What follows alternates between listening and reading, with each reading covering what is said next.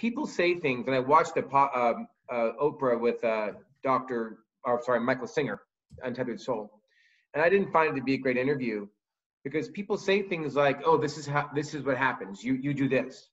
That wasn't good enough for me. I want to know why it happens and how it happens, not just that it does happen. I don't want.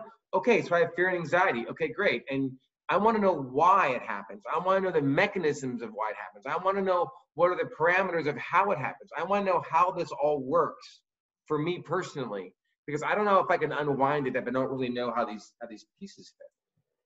Yeah, right. We need buy-in in order to, fully commit to the process. So, spiritual stuff is woo-woo. It's out there. Yeah. Well, I can't wait to hear what you do with this show. I think it was great, and I think your listeners want to learn more about you, and that was my rationale for this. So yeah, that was great, and I got to think about that answer at the end. Like, what am I hiding, or what am I not revealing?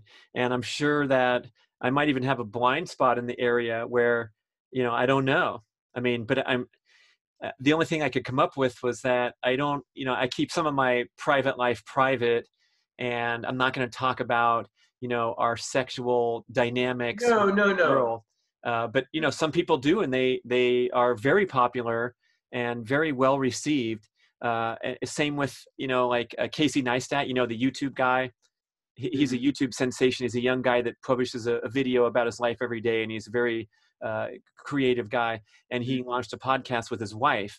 And it's like airing their dirty laundry on the podcast. And she's like, "You were such a fucking asshole at the family reunion. And you gave me the baby and said, 'Hey, I'm going to go hang out with my brothers and take some pictures.' And you took 2 fucking hours, you asshole." And that's their show. And he's like, "I know, but I never see my brother." It was an actual fight.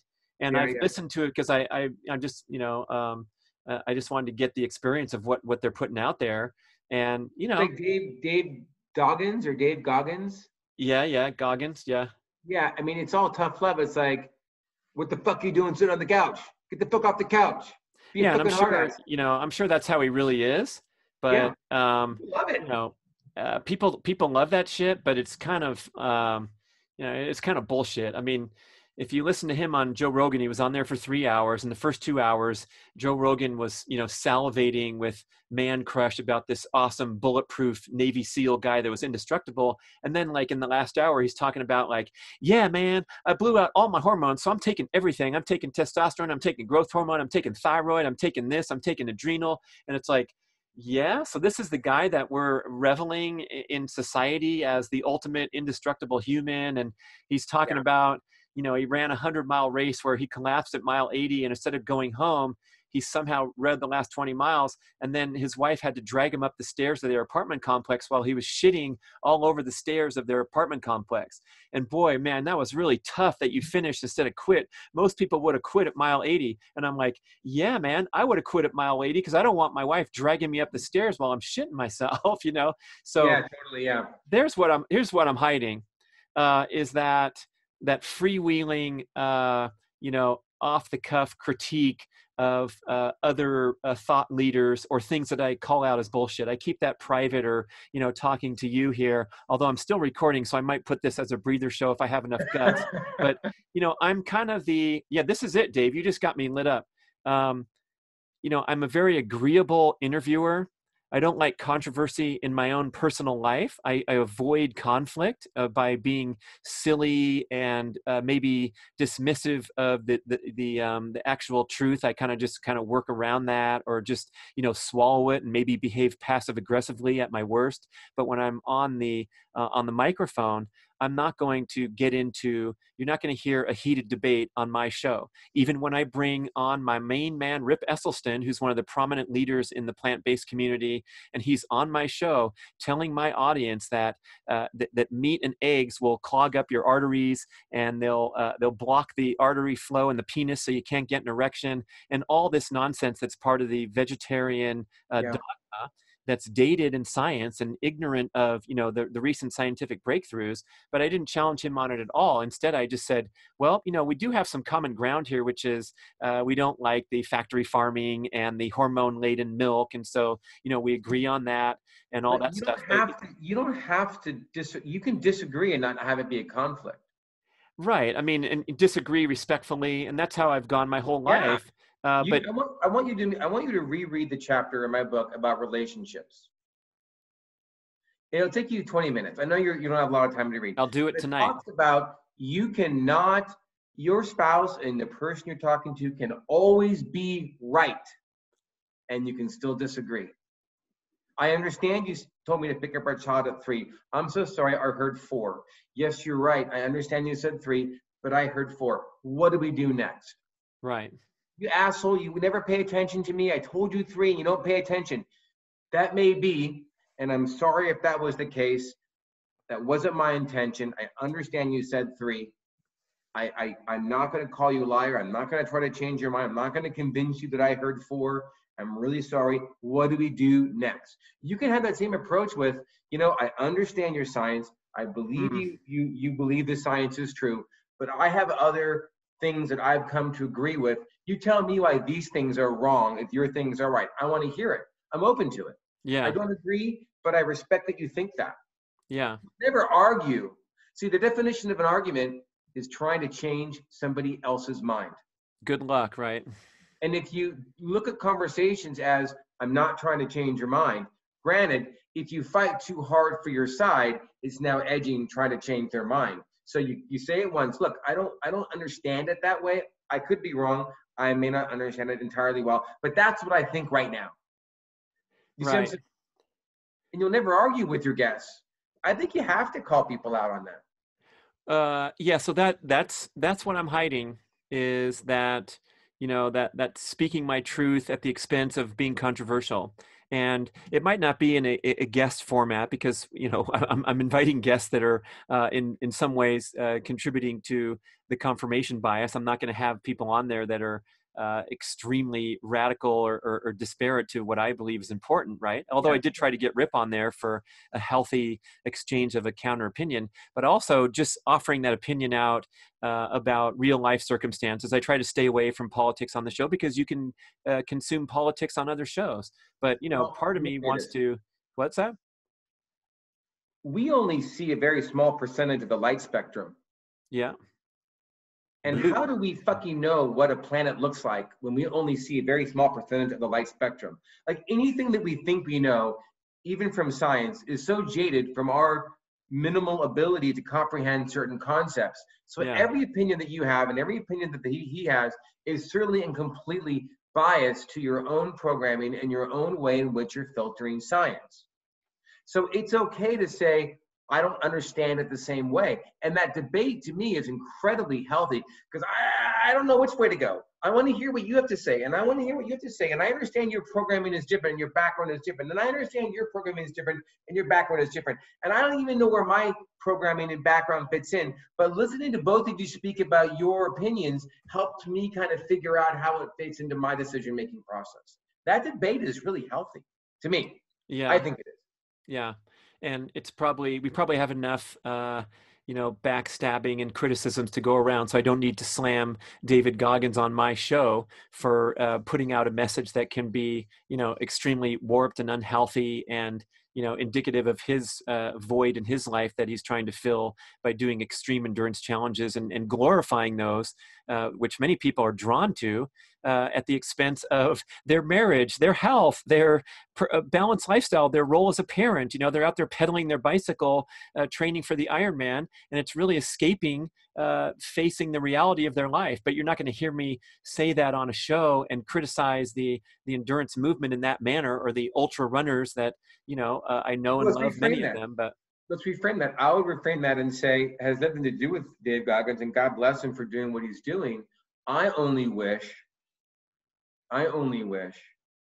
that listeners can open their minds to new perspectives and see different ways in which endurance training could also be accomplished, other ways in which it could be accomplished. And that clearly he's gaining a lot of listeners that are drawn to that one type. And I hope those listeners can open their minds and expand their programming to be open to higher levels and different levels of endurance training than just that. Right, just the lowest common denominator. How much can you suffer?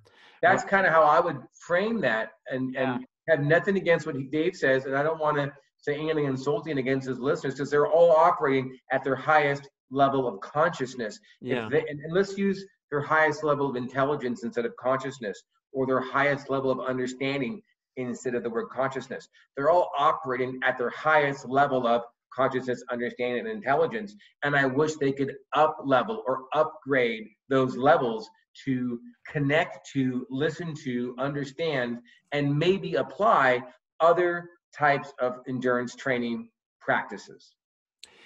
Well, I wonder what you think of this. When you frame that message so gracefully, sometimes in life, it just kind of flies over people's heads because it's not hard-hitting enough. And maybe we get a bigger wake-up call. And of course, this is what the salacious news broadcasts are about, is the shock value of the news gets higher ratings. And so, here I am on my show making graceful, respectful commentary with and about all my guests and about all the stuff that's going on. And I'm never really calling people out in that aggressive manner. But in my own life and my own personal life, the people who have, been the most extreme in their point of view have influenced me more than anyone else. And I have, great appreciation for people that, get in my face and call me out on my bullshit or whatever in a manner that I would never do myself. It's sort of like, counter to how I operate, and I appreciate it. Two things, though. I think you're saying two things.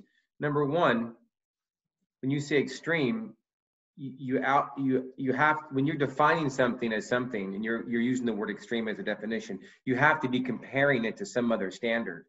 So you're saying, hey, this guy's giving me extreme advice, but that extreme advice is you determining it's extreme based on what you think is not extreme.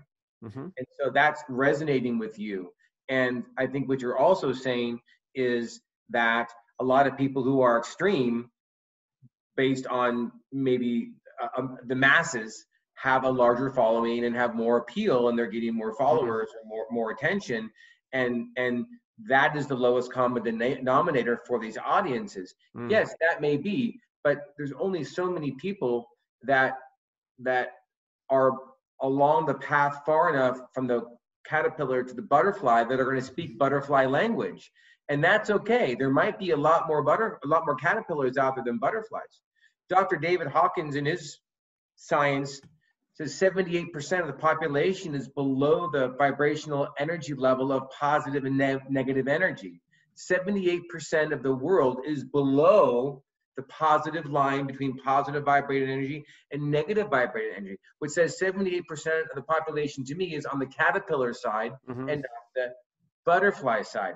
And so for me, the spiritual value or spiritual rule that I want to uphold is to continue to espouse what I feel strongly about, where my knowledge base sits. And I got to tone the words I use down sometimes or explain things more caterpillar-esque, but I'm not changing the fact that I'm shooting high and I'm asking people to shoot high.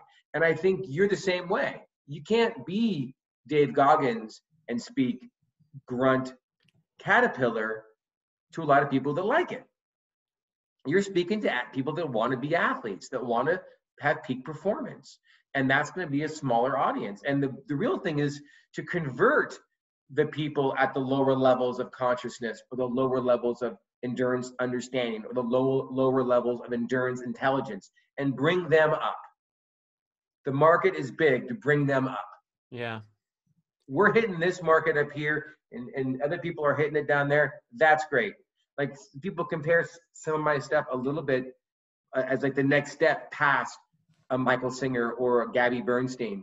And certainly Angela, the girl that I'm seeing, love Gabby. And then she's like, yeah, it's not so interesting anymore. It's not so appealing anymore.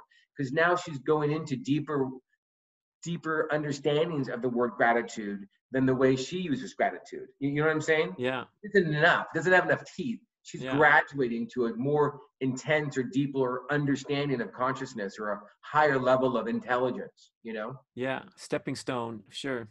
And you can have those healthy debates and not have conflict. I think you should tell yourself that, look, I want to share my view without a conflict way and see where that goes. I like it. Yeah. That's definitely, I can strive to do that. I think better. that's good. I think that's healthy. Yeah. And I think you tell your guys, look, I'm not calling you to be a yes man. I obviously love what you're doing and love your science and I love your products. But, you know, in all honesty, I got to keep it real and that may come out. So just be aware. Love it. Right. Well, maybe it'll come out first between me and you on the next show. I don't know, Dave. Where do you get off saying that? Yeah, let's try it. All right, man. No, I absolutely really, really love that part of it. Okay. There's people that I talk to that I think are, and I don't mean this in a negative way at all, just have a lower level of understanding to spirituality or consciousness. And they'll say things to me. And all I want to say is, wow, like you really don't understand this at all. But I always stop myself and I say, before I think that, maybe I don't. Whew. Love it. Yeah. I gotta really, now I'm someone that practices this every day. I'm like you. I'm reading every day. I'm practicing every day. I'm meditating twice a day. I'm really pushing my brain and pushing my vulnerability and surrendering and accepting and letting go and letting myself, you know, follow the laws of the universe, right?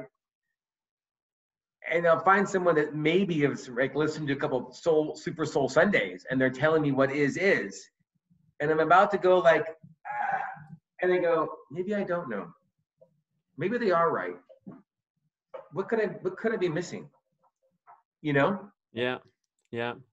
You have to go there. What can I learn from them, even though they seem to know less than me? Just like my example of learning from my kid, you know, the know-it-all parent throwing down the hammer, and then the kid takes the hammer and redirects it skillfully. Yeah, those are wonderful experiences. Yeah, and so I think for you, the debate is good because, and I love those debates because even if you challenge me, I would go, maybe you're right. I don't know. This is what I've come to know, but you could be right. I will think about that. I absolutely you could be right. I think that's healthy. Well, and actually mean it too, because I'm the type of person that will say that. And really, I'm crossing my fingers thinking you're so full of shit, but thank you for that insight. I'll think about that.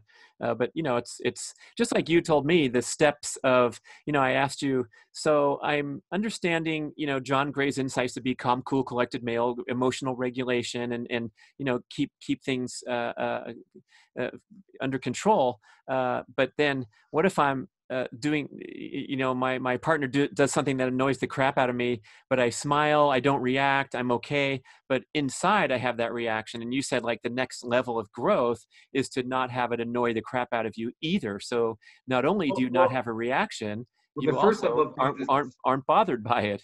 The first level of growth is not saying it because that consummates a neural pathway. Right. And I'll use a couple other famous people here. It was Epictetus, a Greek philosopher, who was the basis for Dr. Albert Ellis's groundbreaking therapy of modern day cognitive behavioral therapy. It was Epictetus that said, it's not events that make you upset, it's your belief in them that does. And so when you're about to get angry, it's a belief that this shouldn't be happening to you. So the first thing we have to do, and I said this in my book, is, and I'll get this from Viktor Frankl, grab that moment in time between stimulus and response where all your growth is. If you can't say or do exactly what you want to do to make your life better, then you're not conscious. And as you begin to grab that moment in time, like Viktor Frankl talked about in his book, the moment in time between stimulus and response is a small moment in time. And in that moment in time, all of our growth comes from. If you can't grab that moment in time, then you're instantly doomed. And once you have the awareness to grab that moment in time in an argument, and then number two, think about your goal. What's my goal? To have a wonderful relationship with this person. What can I say next to meet that goal? If you can't do exactly what you think in your heart will get you closer to that goal, then you're not conscious. Mm-hmm. And that's a powerful thing, to have that level of consciousness. Yeah, you're out of control if you can't control your response. You're a Well, one, you're victim. out of control if You're a you can't victim. grab that moment in time.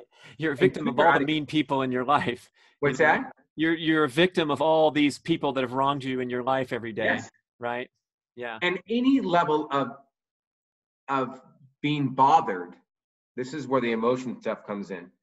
And I said this in my book, cause, effect, cause, stimulus, effect, emotion. Okay. Cause, stimulus. My wife is yelling at me, or she leaves a towel on the floor, or whatever. Any amount of discomfort that runs through your body is an emotional response that's biological. It's anger, it's disappointment, it's frustration, it's jealousy, whatever it is only being produced because the programming in your brain, your body, your person, your upbringing, compared to the stimulus that you're experiencing, produces I'm bothered.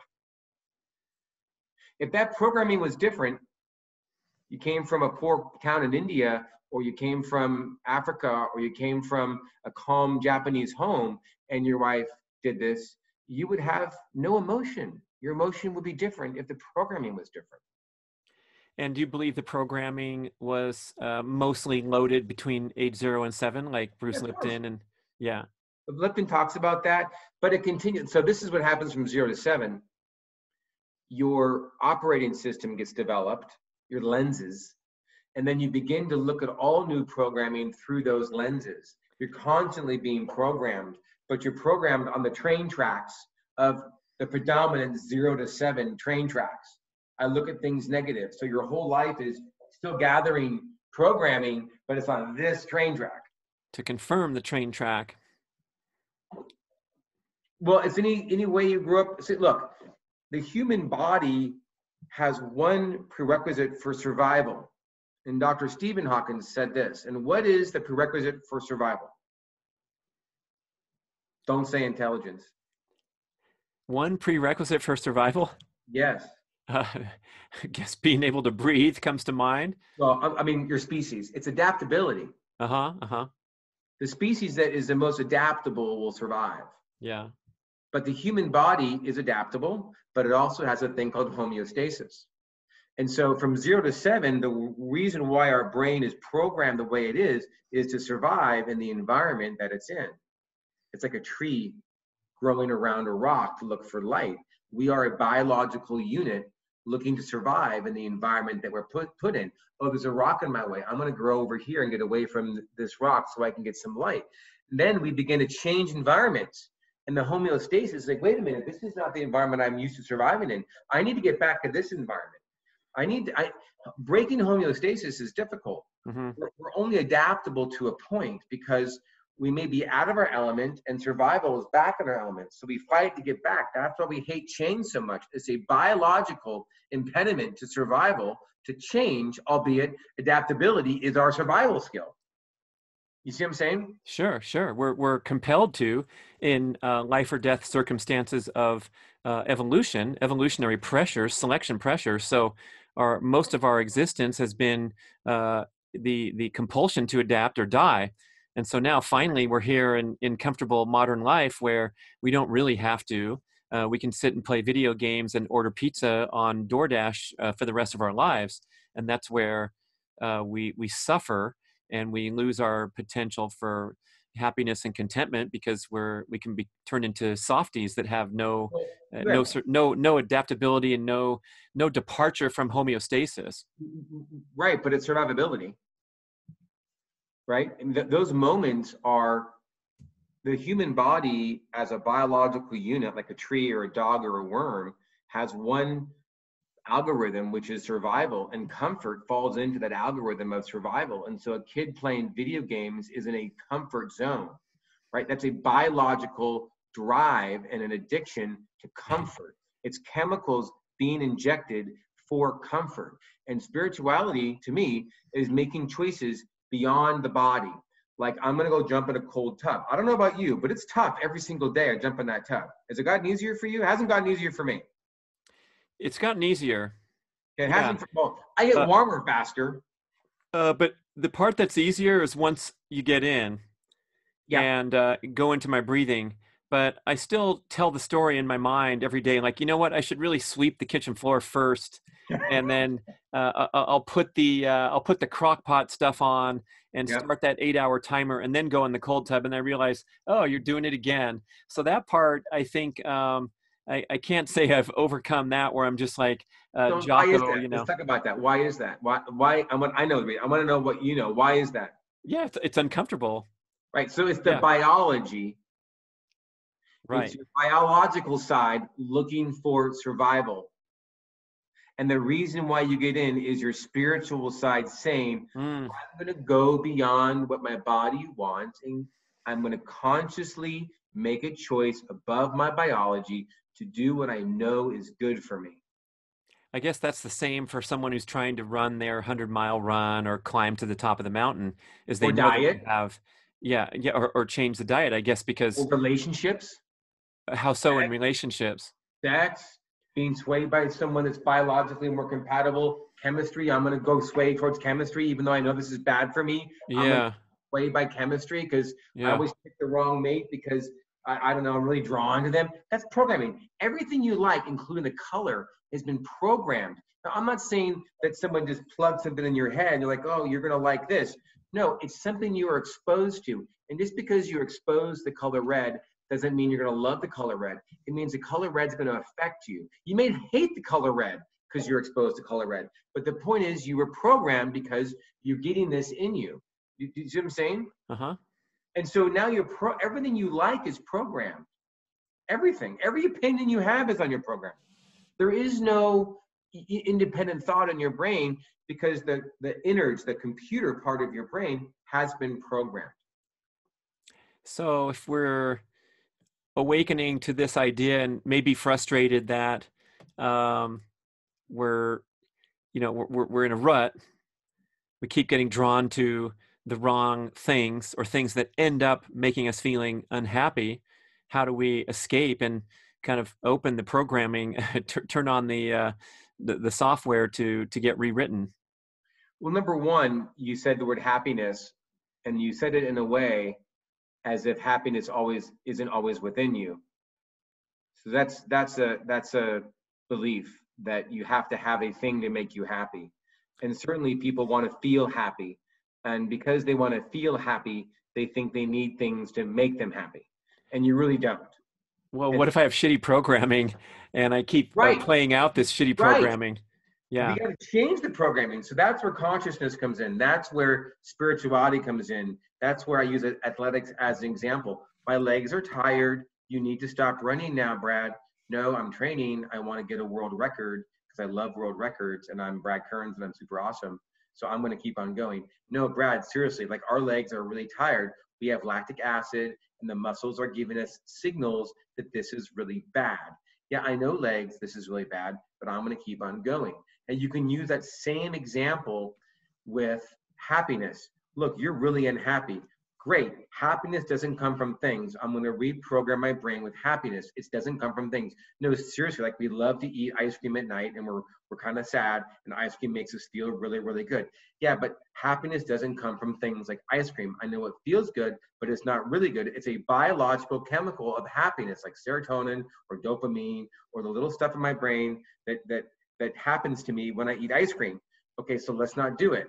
Okay, I won't do it, but I'm in a bad mood, so I'm gonna go yell at my spouse, and that's gonna make me feel better. And now I'll be happy. Okay, happiness doesn't come from things. Happiness doesn't come from somebody else. Happiness doesn't come from anything external. I'm gonna reprogram my brain and realize that happiness comes from within. And when you reprogram your brain to realize that you don't need ice cream to be happy, then guess what happens? You don't need ice cream to be happy. It doesn't happen overnight. That doesn't mean that ice cream won't make you happy. Sure it will. It's a chemical happiness. It's a difference between happiness as an emotion and happiness as a state of being. They're two different things. There's something driving you to want to eat that ice cream. Let's remove that cause. Then the need will go away. And what's left is happiness. Right. You get out of your own way, Yes. and all of a sudden you open yourself up to life ain't that bad after all. If I could just turn off my internal tapes that are telling me I'm not good enough, or what have you. Well, and all that programming, when you understand that your brain is like a computer and your consciousness is the user, right? So I'm the user, and I'm going to hit play on the program, and I'm going to go to sleep over here. The user, the consciousness goes, and the program is now running. Hey, we just got a stimulus. Someone has told us we're a shithead. Oh, fuck that person. Let's swear at them. Now I feel like shit, like they don't like me. But then they told this girl I like that I'm a shithead too. That makes me feel really uncomfortable. I'm going to go eat ice cream now because I feel like shit. Oh, I feel really guilty. I ate ice cream. Now I'm going to go run at 6 at night because I ate a ton of ice cream and feel guilty. And I'm flooded with hormones of guilt, right? When the consciousness or the user is gone, we want to bring that user back and go, whoa, whoa, whoa, whoa. Whoa, whoa, whoa, whoa, whoa, whoa. They can call us a shithead. That's okay. Yeah. My spirituality is to go beyond the programming, to stop the program and decide what I want to do. Decide if I like this. Decide if this meets my goals. What response meets my goals? My goals are to live a happy life and to be kind to others and to love my spouse and raise wonderful kids and all these things that I want. What is the response that I need to give this person to get my goals met or get closer to them? That's just like athletics, right? What do I need to do to keep on running to meet my goal of becoming a world champion? Having that power over your body, like you do with jumping in water, you need to use for everything: fear, stress, anxiety, doubt, self-esteem, what I like, what I don't like. And what happens when you do that is you stop liking anything because you really don't care about anything and you're really pretty happy. You know? Yeah. Then it gives you the freedom to, let's say, manifest more wealth or whatever these things that we obsess on and get negative about. Well, it gives you power to make choices like, I don't really need to eat that. I can fast, and that's cool because me feeling hungry is just the hormone of ghrelin in my stomach as a signal from my brain saying you need food, and Right. that signal goes down, and then ghrelin is the hormone that says you're hungry, motherfucker, and then it starts doing other things to your body, and then becomes this powerful drive to eat when it's just a biological response of your body running the way it's supposed to run. You know? Ghrelin subsides in 20 minutes. It Right. goes away. The effects go away. But we're programmed to respond to that. Because we feel we're hungry doesn't mean we actually need to eat. Yeah. It's the same thing with, because I want to have hit on that girl doesn't mean I actually should. It's a biological response to procreate with someone that matches my programming of what I think is attractive. Yeah. So when I see a lot of these studies by a lot of people like Brene Brown, who I love, by the way, but she has a lot of studies, and the book that the book that you told me to read on the obesity code, all those studies are probably with people that don't have any power of choice over their bodies. All that stuff is, in a way, can be discounted because they're taking the control group as like they're robots. Yeah, that's right. They're biological units that they feel hungry, they eat. Yeah. Right. And so those studies don't take into account what choices we can make when we have the power over our biology, because we can make choices like running and exercising smart. We can make choices like jumping in cold water because we know it's good for us. We can make choices like intermittent fasting because we know it's good for us. We can make choices like getting in positive relationships. And I wrote this in one of my quotes: wisdom is knowing what situations are loving and supporting for us. Power is staying in them. What do you mean by power? Like having power or having being powerful? Stay in the situations that are loving and supporting. It's sometimes very difficult to understand what situations are loving and supporting. We can get very confused by that. Our biology can be delusional. Our biology can drive us to say, well, I really could eat. Well, I really don't need to jump in that cold water. Well, I really did it yesterday, and I really kind of do enough. Our brains have been clinically proven to trick us. And certainly in the book, Thinking Fast and Slow, if you've read that book, he talks about this experiment that they ran about a gorilla running through a basketball court and people didn't see it. And then they said, there was no gorilla that ran across a basketball court. They said, yes, there was. And people argued, no, there wasn't. Yes, there was. Fuck you. I didn't see a gorilla. Yeah. I would see a gorilla. And then they would play the tape and they go, holy shit, I didn't even see that. Yeah, it's the Our gorilla brains study. Right, our brains One can of the trick most us. famous studies in psychology. Yeah, you had to count the number of times. Shots, yeah. They said count the number of times you see the basketball getting thrown and caught, and then no one noticed the gorilla. Incredible, yeah. And the brain will fool us into thinking something that's true when maybe it's not true. Yeah. And because of that, we have to be really, really careful about what's real and what's not real, because we can get fooled. How does that apply to our discussion about manifesting and altering the course of your destiny to create exactly what you want in life? Well, I wrote about this in my book, and I don't know how effective it was, but you have to have authentic goals, because your brain can trick you into an unauthentic goal. Like, I have a friend of mine who was a CEO, made tons of money. She was a movie director, hit the highest highs of success, and basically hit the lowest lows. And she's doing Joe Dispenza, and she's reading this, and she's doing that. And I've coached her a little bit, and I'm more of the, tough love kind of thing, right? And I'm going to teach you, not coach you. I'll tell you what lessons I've learned from ancient texts and from experience, right? And she comes to me every so often and asks these questions like, it's not working, why isn't it working? And I keep on telling you, you got to let go, you got to surrender, you got to give up.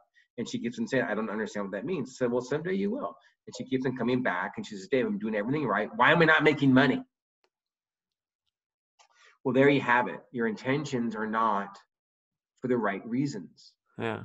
Well, it's a perfect reason. I have to survive. I need money to survive.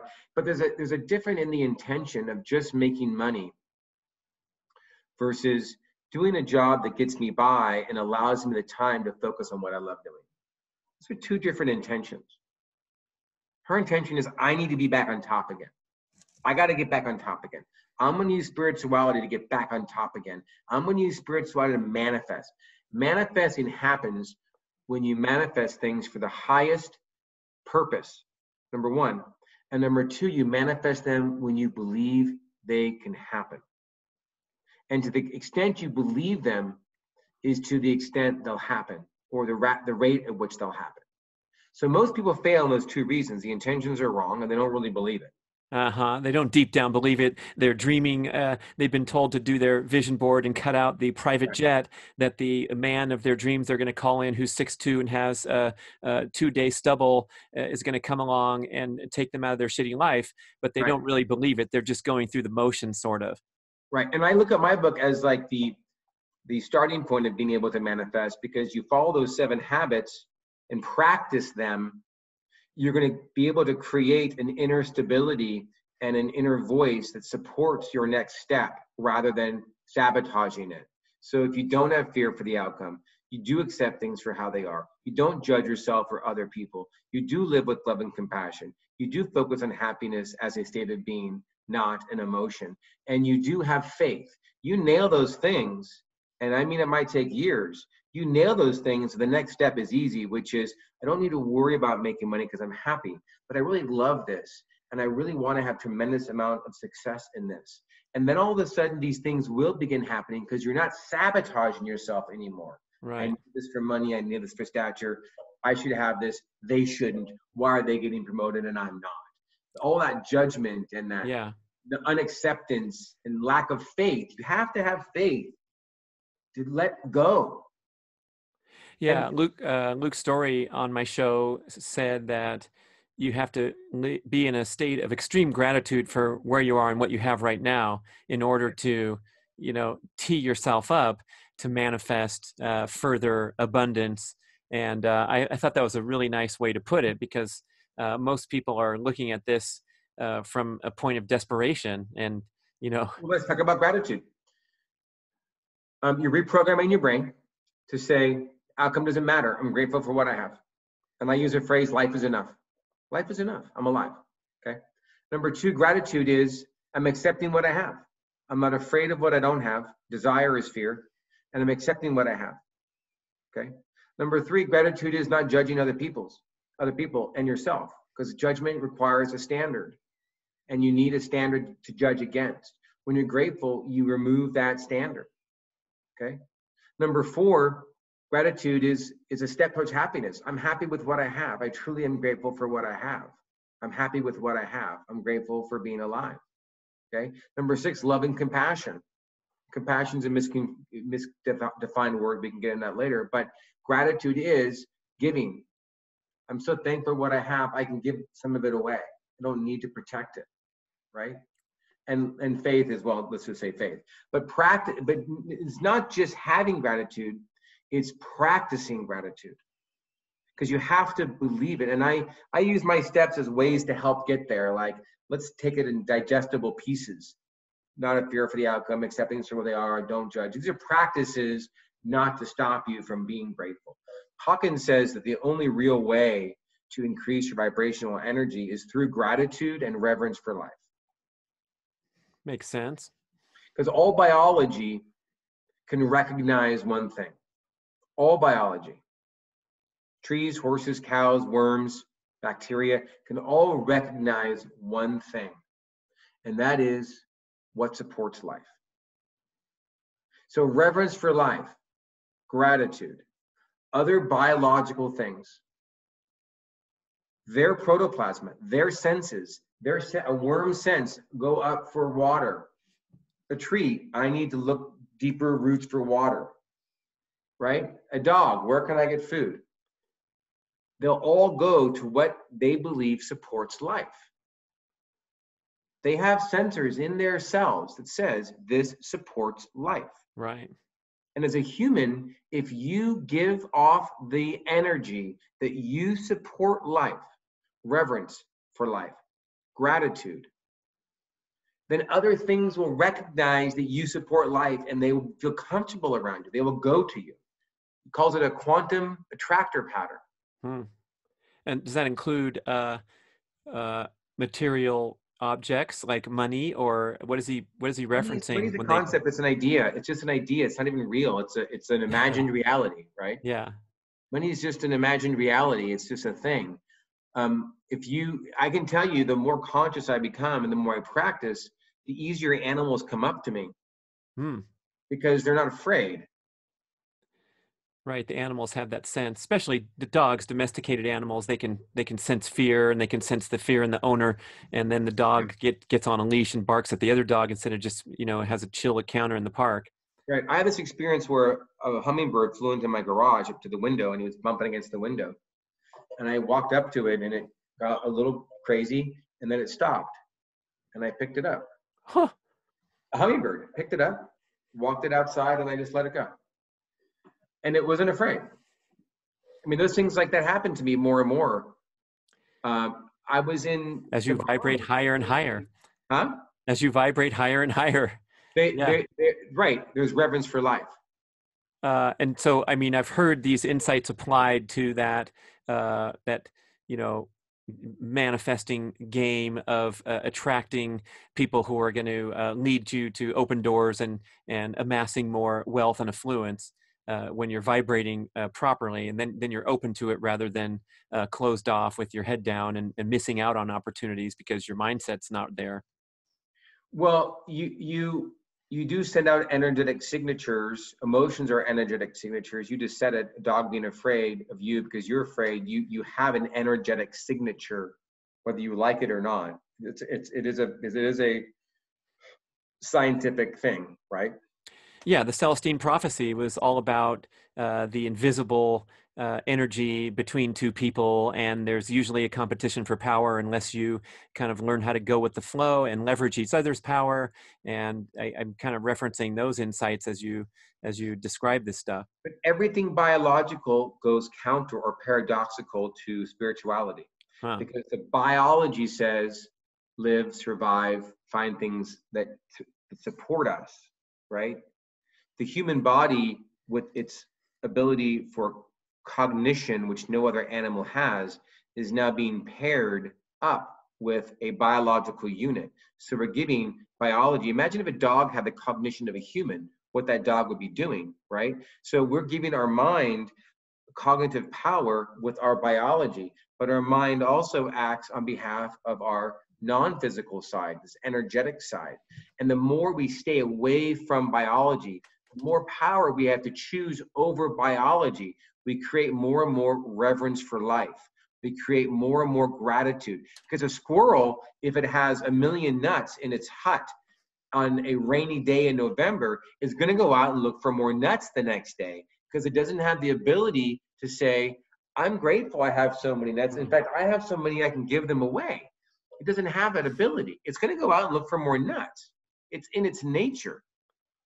And we have the ability to go against our biology and have gratitude. So the more you break your biology, the more you're going to create reverence for other lives.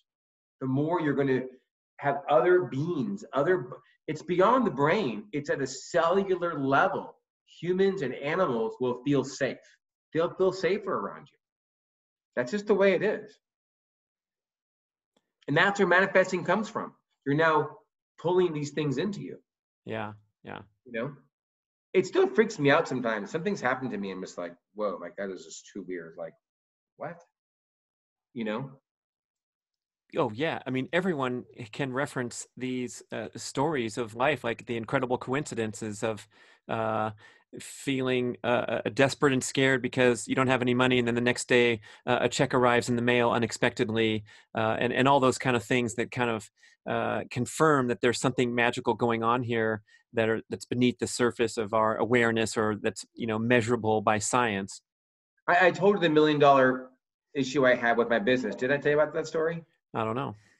So when my business was shutting down, my ex-wife was trying to sell it without me knowing. And she eventually put 2 people on the board that I didn't know. That were yeah, you told me some of this, yeah. From Philadelphia. And she had an offer to sell the company. And she decided to have a board meeting. And I, emergency notice, board meeting in 5 hours. And I said, I can't make it in 5 hours. She said, too bad, we're going to have it without you. So I called into the meeting and I said, if anyone votes, I'm going to sue every single person on this phone call, because I'm on the board and I am the CEO. And if anyone votes on this without 24 hours, without me looking into this, I will sue every single person on this phone call. So they postponed it. And I went home that night and she really undersold the company. It was a complete fiasco. She'd already tried to sell it. The word got out. People were quitting. I'll never forget standing outside of my house in the woods. Just like, wow. So the next day I went to the gym, and it wasn't a normal time I went to the gym. It was an abnormal time I went to the gym. And as I'm walking into the locker room, a guy I know in the industry is walking out. Could have missed him in 30 seconds. 30 seconds, bam. And he says, hey, I heard you're selling your company. I said, yep. He says, well, I'm kind of interested. What's going on? I said, well, if you're interested, you got 8 hours to make an offer, because we're voting in 8 hours. And if you're interested, we better talk. He says, let's talk. So I said, let's go to coffee. We go to coffee. He says, tell me and write up the offer so I don't have to get into a pissing contest over competing with somebody else. So I took the other offer. I added 10% more royalties and added $1 million to the price. And I sent it to him. I said, if you can do this, then we have a deal. And he said back, I can do this. And he signed a letter of intent. And I made $1 million and 10% more on the company because I ran into that guy. And he owns the company today. What's your takeaway from that? I don't know. You take away whatever you want from it. I mean, right. 1 minute, 30 seconds different, I would have missed that guy. Yeah, I mean, that's karma is one of them, because you did your best to build that company. Things got screwy, and it turned out that you had a nice upside that was I didn't make deserving. That money. It just paid off more debt. Yeah, right? I mean, it was a more deserving transaction. Yeah. And I think that's an example of karma, and I definitely believe in that. You keep putting it out there and positive energy and all that. And that guy had a pre-existing relationship with you where he respected you and trusted you, so he could make a deal in 8 hours. Yeah, that's a great one, man. For millions of dollars. Yeah. And I don't know that, I mean, if karma is the right word, as much as it is that attractor pattern of trust and reaching through the networks of things that I know to bring those things to me. I mean, in the book Power versus Force, Hawkins uses Gandhi as an example of incredible power, power that took no energy, power that created energy, where the English Empire was force. It needed energy to maintain force, and Gandhi did nothing to create power. He got more people on his side. He got more influence with the country. He didn't produce propaganda or produce guns or spend money or have warships. He just had a shit ton of power that beat force. And that was an incredibly vibrational attractor pattern to influence people. Or people said, that's reverence for life. That's safe. That's going to help me. That's what I need to do. That's who I need to listen to. We still have people doing that to us every single day, sometimes in an untoward manner, but trying to prey upon our receptivity to that, and then lure you in and manipulate you. It seems to me, especially with that's what marketing is in a way. Yeah, but they play advertising. But they're playing with your biology, your force, not your power. They're playing on fear, not love. Those are two things in the same spectrum, fear and love. As you let go of fear, you create more love. It's not all or nothing. It's you're sliding up the scale. And when you have more love, you're just shedding more fear. If you want to get rid of fear, let more of the opposite in. If you want to be more spiritual, let more of the opposite go, your biology, right? You want to have more power, let go of the opposite, force. Power is letting go. Force is holding on, right? Power is non-resistance. Force is resistance. You see what I'm saying? Mm-hmm. You have to let the other in at the same time you're shedding the others. You're hitting it from both sides. Same with being happy as a state of being. Yeah. Just let go of a lot of your ruminations in your mind and all those things. You let go of the things that make you unhappy, and what will be left is happiness. And that practice of getting rid of stress and anxiety and fear, you have to reprogram your brain, because you're only afraid of something because your brain says you should be afraid of it. If you reprogram your brain, you will no longer be afraid of it. Like I used my example with my son who has some depression. I said, if there was a kid in London that had a privileged life, this wonderful life of privilege, and all of a sudden the family, something happens to them and they have to move to a crappy tract home in East San Jose on ABC Street, okay? How would that kid feel? He's like, well, he'd probably be sad. Okay. Now let's take a kid from the slums of Mumbai who's never lived in a house before, who can barely have food and water, and something happens to his family wonderfully, and they move into a house in East San Jose. Next door. What's he gonna feel? So, well, happy. Same house, same street, two different positionalities can create two entirely different emotions. So our programming creates the emotion, not the situation itself. And so you practice recreating those, changing those programs. I do it all the time. I'm not always like this. I do have moments where I'm like, fuck. And then I go, wait a minute. Not fuck. It's just my brain, and this way I was raised, and I can get rid of that and just go away. Come on, go away. You haven't gone away yet. Go away. Love it, man. A daily practice. Every moment. It's more than daily. It's all the time. Dave Rossi, The Imperative Habit. Go grab it on Amazon, right? It's for sale and ready for life transformation. Yeah, and let's do the biology thing. That's a whole hour. We'll just talk about cause and effect, stimulus, and emotion. That's on our next show.